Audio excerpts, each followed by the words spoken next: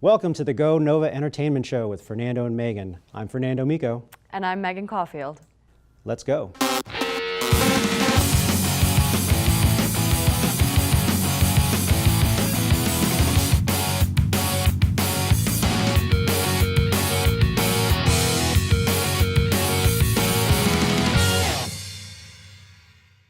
And with us now is Lorraine Portman, famous, world-renowned playwright and screenwriter. Thank you so much for having me. Welcome to the show. Yeah, welcome. Thank you for having me. Sorry, did I sound weird when I introduced you? No, it's No, I just okay. didn't realize I was famous. Oh. I'm like, whoa, okay, thanks. You're famous to us. Thank you. Absolutely. Famous at Nova Fest. Thank you so much for coming. We're honored to have you here. I saw Jordan Almonds last night, actually. I was able to see it. That was it was really cute and really well done. Thank you very much. It was the East Coast premiere, and it was super fun. And I was thrilled to see it on a big screen. It looked fantastic. It's always you guys different do on a the big great, screen. It's yeah, always different. I'd never seen it quite like that. And you guys do a great job with the theater and the projecting, and it looks fantastic. Thank you. Oh, thanks. But you're not here just for the movie. I just make sure that you're. I introduced you as a writer, Right. and that's your primary gig, right? Right, currently, yes. Okay. I'm focusing on screenwriting. I'm also a playwright. I started in playwriting and then moved to screenwriting after film school. Oh, okay. And I'm here with two screenplays. One is called Zelda's Ever Blooming Flowers, and it's a family friendly. It's about two kids, a boy and a girl, and it has to do with bullying and fitting in. Mm-hmm. And one of them, the little boy's father, is off serving in the military. So it's about, he's being asked to be the man of the family when he's really, 11 years old. So how do you fill those shoes, or how do you not fill those shoes, and what do you do? And so it's about creating family too, in the face of your family being a little, at odds. Mm-hmm. So it's family friendly, about family. And then the other one, Queen of the Okefenokee, is about a woman, Lydia Stone, who lived in South Georgia, at the end of the 1800s, beginning of the 1900s. And she started life, her father believed that if you gave a kid a cow, a sow, and $10, they should be able to make it in the world. Wow. And so she left home with a cow, a sow, and $10. And by the time she died, she was a millionaire and owned miles. So wait, that of was land. a cow? Yes, Sow. a Just sow, for- and $10. So he heard millionaire and he was like, wait, I should take notes. Yeah. Is that based on a true based story? on a true story. Oh, wow. Yeah, and it's been interesting to work on. A producer approached me and said, I've heard about this woman, and there's a musical of all things that gets done in that area of Georgia, and it's near Waycross, and as soon as he was telling me about this woman, I'm like, I would love to write about her. She was fierce. And she came from a family where the father treated the boys and the girls exactly the same. So they all grew up very competent, capable, independent, and there's stories about her, like being out in the wild. She would ride the land and see, what the workers were up to and make sure that things were happening. And there was a bear that attacked her, and she managed to use a knife and kill the bear. And she had it stuffed. Right, I saw that movie. No, that was a different movie. Sorry, right, that's DiCaprio. Right, Okay, yeah. my bad. But the Never bear mind. won. In this one, the woman wins.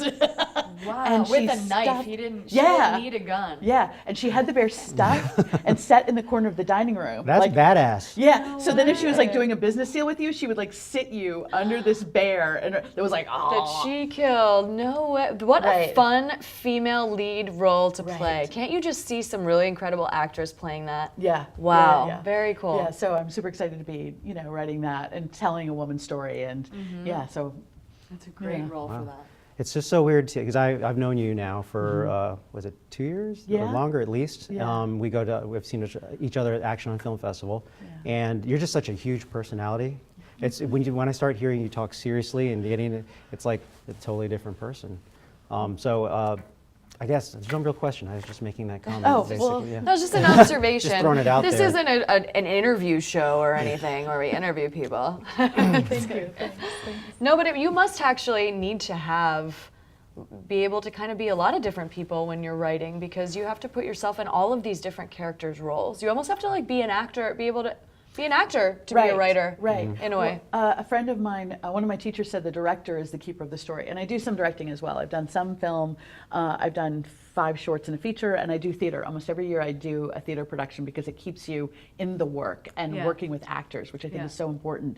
So I think of myself in some sense as the keeper of the story, right? So you have to keep an eye on the big picture, but yes, you have to like understand each of the characters and where they come from and what they're doing, because even like an antagonist doesn't go, I'm the antagonist, I'm going to do bad stuff. Right. They come from this place of they have something that they want that they're working to get, just like the protagonist is, I've got something that I want that I'm working to get, and they come from, they have their backstory, they have their history, they have the things, the internal things that drive us, and then a voice. How do you create that voice?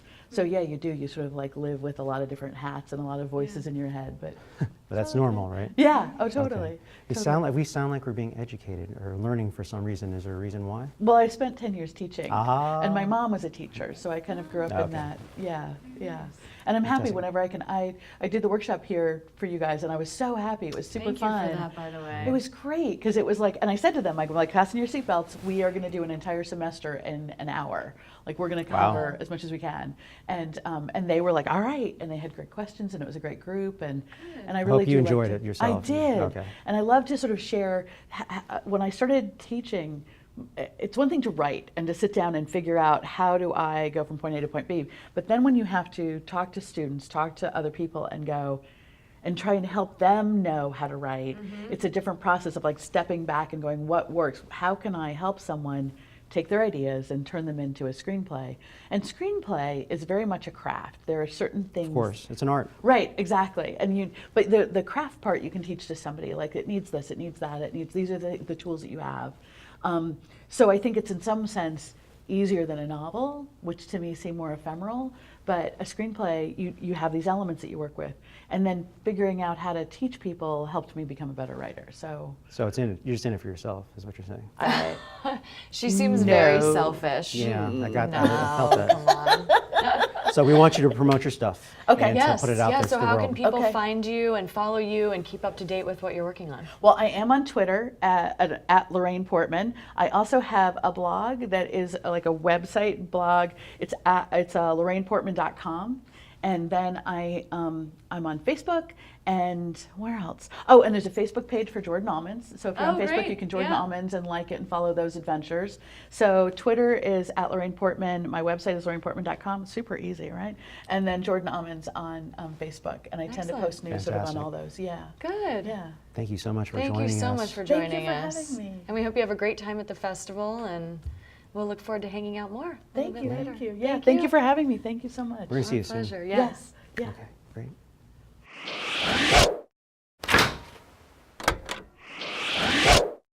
Back at the Go Nova Entertainment Show, I'm Megan Caulfield, and I'm honored to have some incredible guests here today talking about a really actually serious issue. We have Sharon Beckley and Stephanie McCoyne, and they're here representing Kill Pen, which was a documentary that screened at the Nova Fest this week that I was so pleased to be able to have seen. It was really well done, Sharon. I really enjoyed it, and so did everybody else that saw it as well. So just for the people that don't know anything about it, high level, what's Kill Pen about? Sure. The movie is essentially about the controversy around the horse slaughter issue here in the United States, and the food safety concerns that are connected to that. It explores the pipeline of how the horses are coming from the wild, off the tracks, through an unregulated system, and then being slaughtered in Canada and Mexico at the moment, and then the meat then going into international markets. We have had horse slaughter facilities here in the United States in the past. We could have them again in the future. At the moment, they are not funded by the US government, and so they can't operate. So when we found out about the horse meat scandal over in Europe, which happened in 2013, that was where many common brands that were listed ended up having up to 40% horse meat in what were labeled as beef products. So when we found out about that, at the same time, the defunding language to prohibit slaughter facilities here in the United States was removed, and there were about 5 horse slaughter facilities that attempted to open. So that's kind of how the film started, and that's the issue that we explore. And you've done several documentary films, and you told me how the story kind of just came to you. You had just finished your last documentary, like, I need a break, and then this issue just almost smacked you in the face, like, no, that's what I'm doing, that's the next project. And it's a really, really meaningful one too. So I'm glad you did it. Thank you. It did kind of happen by kismet, I guess you could say. The first documentary, Vendemmia, was on an ancient winemaking tradition from the Cinque Terre of Italy. And I decided to go to a wine tasting on Long Island. We went to Baiting Hollow, which is out at the east end of Long Island. And the wine facility also happens to double as a horse rescue. And so that's where we found out about the horses that they were rescuing from the kill pens, saving them from the fate of slaughter. And of course, you know, like I said, I believe in kismet, so that became my next subject. Yeah. Well, it was really, it was very interesting how, and it was so informative, your documentary, but it's still hard to imagine how horse meat is randomly kind of getting into our food supply and being labeled as beef. And there's an act, and I know, Stephanie, you've been working on that on Capitol Hill. So tell us more about what people like your good self are doing to try to prevent that from happening. Well, I'm working as a representative of the Safe Food, Safe Horses Coalition, which is a grassroots organization that has close to 2 million members. And we are working together to lobby on the Hill and educate our politicians about this issue. And Sharon was lovely enough to put together an exclusive clip that we can use for educating purposes. Because what it really comes down to is it's a food safety issue. Because they're not raised for human consumption here, and there are no oversights to the medications that they're given, it is unsafe to eat. So we're putting an unsafe food product into the global supply. So we're working hard on the Safeguard American Food Export Act, S1214, 1942, to get more co-sponsors, get it out of committee, and get this passed to end the export of horses to slaughter for human consumption. So explain that a little bit, because I didn't realize this until I saw your film, that it's very common to consume horse in other parts of the world. We don't do it very often in this country. And you have to raise horses differently. So explain a little bit what happens to horses in the United States that makes them unsuitable for human consumption.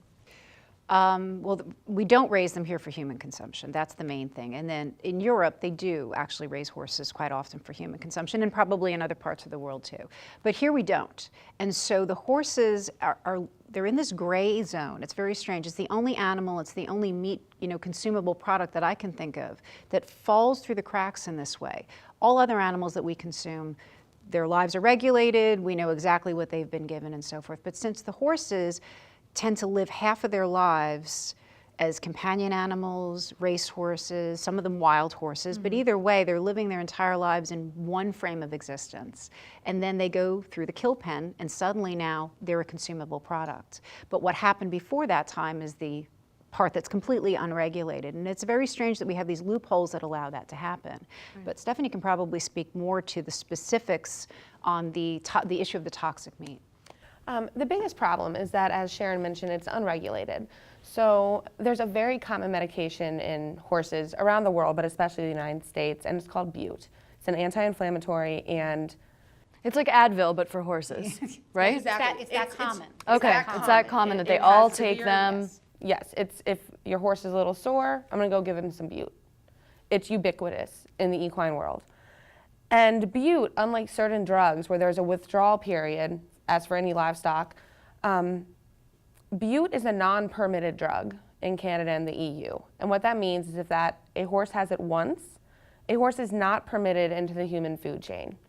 In Europe, there's a regulation system with essentially health passports for horses. And when a horse is given Bute, it's noted in the health passport. When that horse is then brought to the rendering plant, if the health passport is missing, or if they suspect that it was altered in any way, that horse is not allowed into the human food chain. If they've had Bute, there's other purposes for them, and we don't have any system like that. Bute was pulled off the human market for very good reasons. It can cause death in several instances, severe bone marrow depression, aplastic anemia, and it was pulled off the human market for very good reasons, and it should not be in something that we're allowing to become a food product. Wow. So what's the final end game? What, I know it feels like there's lots of solutions and we're just trying to get awareness around the problem. What would you like to see? What happens next with the film, or ideally, that you'd like to see come from your efforts? Our goal really with the film was to start the conversation. And I came into it approaching it from a journalistic standpoint. The film does give voice to both sides of the issue. We interview people who are in favor of horses being slaughtered, even with the current system that we have, and then we interview lots of people who are not. I think most people walk away from the film feeling that there is something very unsafe about what's happening right now. The more people can start the conversation and the more people who are educated that this issue exists, I think that that's what ends up being beneficial and inadvertently ends up helping bills like this. The film was not designed to support any specific legislation or bill, but in starting the conversation, it's kind of natural that that's what happens. So that's our big goal as far as the issue goes. And right now we are just, I want to say that we're wrapping up our film festival tour, but we are still waiting on a few more festivals, so we could continue those screenings through the summer, but we'd like to get it out to the public as soon as possible. Great, good. So for our audience, what is the best resources for them to find out more about the film and about the issue in general? For the film, we have a Facebook page and a website, both Kilpen Movie, very easy to remember, very Kilpen easy Movie. to go to, and that's where you can find information on digital downloads when they become available and other film screenings, and Stephanie can probably point you to better resources for the issue itself. As I said, I'm with the coalition Safe Food, Safe Horses, and we're working very hard. We have a Facebook page, which we keep updated with activities going on. But after speaking with as many offices as I have over the past 6 months, and it's a lot, I cannot stress enough how important it is that these politicians hear from their constituents. They need to hear from each of their constituents. The Safe Food, Safe Horses website, www.yes2safe.com, is an excellent place for resources if you need help with writing a letter to your senator. You know, it's not hard. You can make a phone call, but it's important that people talk to their representatives. They're there for you, and you should utilize that. Absolutely. Well, ladies, thank you so much for joining me. It's been an honor to chat with you the past few days. I hope you enjoyed the rest of the festival. And thanks for sharing the film with us. Of course. We loved it, and have a great rest of the time. Thank you. Pleasure. Joining us now is Angie Wallace, who is the screenwriter of Redmonton, which is a series that is being premiered at the NovaFest this week. Welcome, Angie. Thank you so much for joining us. Thanks for having me. I'm really excited to be here this week. So pronounce it properly for us. Redmonton or Redmonton? It's Redmonton. Totally different film the other one. Redmonton. It rolls off, Redmonton. Almost kind of aristocratic, but it's not an aristocratic type film. Tell us as much as you can. Sure. So it's a dramedy about 4 best friends growing up in a small Midwestern town. And it's about trying to get through your 20s. They all dream of leaving for the big city, but a lot of life's happenings, you know, the good, the bad, and the ugly are happening. And so it's coming to terms with the idea that when you're 23, life didn't really happen like you thought it would. You know, you made plans and it all crashed and burned. 23 sounds not that old yet. Right. I mean, 20s can be pretty tumultuous. So is that something you, when you wrote the script out, so it's all, as we established, it's all female. So is it boyfriends getting out of college, starting new jobs? Is that sort of what's going on? Yeah, it's similar. I mean, it takes from, there are a lot of shows that we kind of follow, like Girls from HBO, you know, Friends, How I Met Your Mother, and they're all about figuring out life in the big city. And this is kind of the prequel to it, because they're still in a small town. And Redmonton is based off of my own hometown, and it has its own unique culture that's very different from growing up in New York City. For instance, most people, not everyone goes to college for one, so it becomes kind of loose like when you cross over into adulthood. And like one of our main characters, Caroline, is the most interesting because a lot of people get married very young, like right out of high school. So she's the only one in the group who is trying to figure out married life at such a young age. And it's, you know, a look into how that is so different from, you know, growing up in New York City. It's such a different challenge and trying to figure out who you are because you kind of skipped over that step. And so all 4 of the characters grew up together. They were lifelong friends, and now they're figuring out the next stage of life. Well, you're right. There's an absolute, a lot of people really, I think, find that extremely entertaining because everyone can kind of relate to what it's like to figure out what the next step is going to be. Absolutely. And it has its unique moments because a lot of the characters are different in their own way, but they all have this dream of what it is they think they're going to be doing. Like Caroline isn't really sure what she wants to do. She was an artist in high school, and they've all kind of had those dreams of pursuing and like an arts field, which is kind of unheard in because Missouri is a very labor-centered town. You know, it's not practical. You're not going to make any money at it. So it's feeling out of place. Like, this isn't your city. You belong in New York City, but you're trying to figure out how to get there. So how many of these characters are versions of you or people you know? A lot of them are people that I knew. Definitely Caroline is someone I knew growing up, and which is why I thought it's an interesting 20-something character that you really don't see in TV now. And I thought it was an interesting voice to add. Okay, but they're reflected in a good way, I presume. Absolutely. Because as I've been told from my film instructors, never mess with a filmmaker because they might make a film about you, right? Absolutely. Okay. So it's I don't know if we mentioned already, this is a series, or you're looking at it, but you wrote it as a series, not as like a short film or like a Right. sequel to. Yeah, it was meant to be done as a web series. We just finished the first season. The last 2 episodes are going to air between now and the end of May. And we're hoping to get funding to continue on to season 2 because we've started getting a lot of attention. I think there's a lot of excitement around these characters.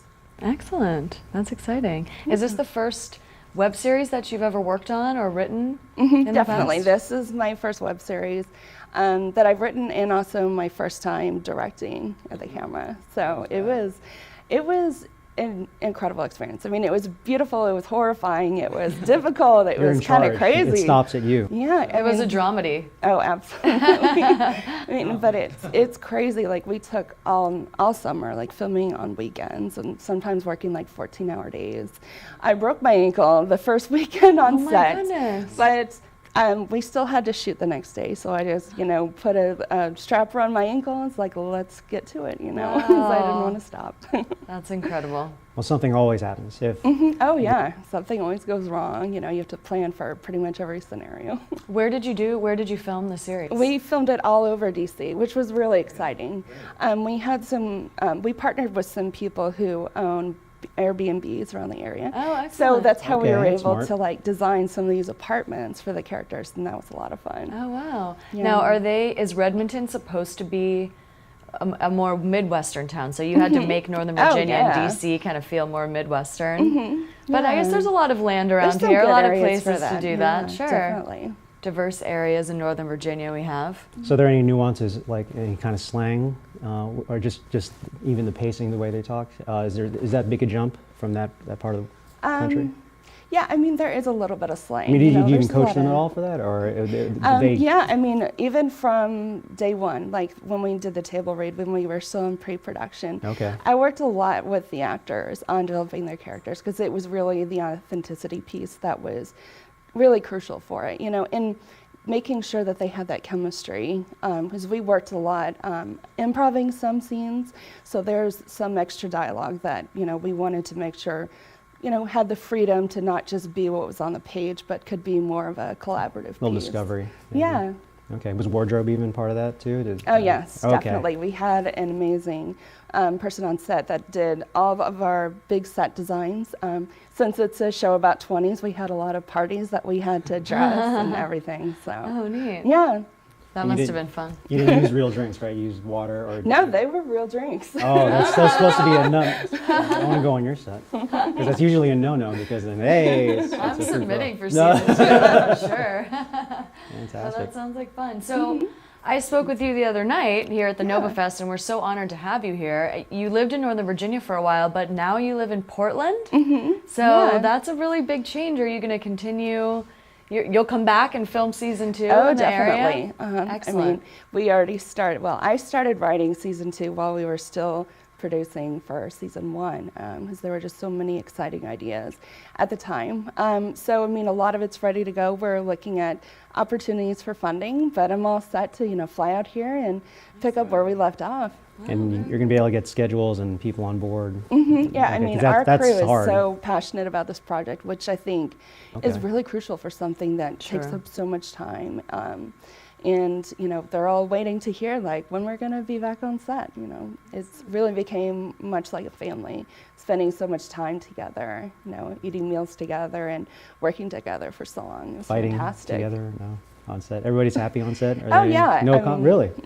Well, that's interesting because you have 4 lead female characters, so they all got along, no cat fights, nothing like that. No, I mean, they became fast friends. I was actually Awesome. surprised that they hadn't met before. Are they going to come out to the premiere? Oh, yes, they'll be here Excellent. tonight, so Good. very So we'll get a exciting. chance to meet them. Yeah, That's fantastic. absolutely. So let our audience know where they can get more information about Redmonton and watch it online, if you will. Tell. Okay, sure. Well, you can watch the full episodes at redmonton.com, or you can search for our videos that are up on YouTube and Vimeo. Excellent. And that is spelled Redmonton, Redmonton. Not Redmonton. Not Right, that's Redmonton, correct. it's Redmonton. Thank you It so just much for flows. coming on the show. Thank you for us so today. much. Thank you, I'm yeah, so we're- excited. We're looking forward to watching it. Thanks for joining us. Awesome. Until we see you next time on the Go Nova Entertainment Show, I'm Megan Caulfield. I'm Fernando Mico. Adios, au revoir, ciao, and Go Nova!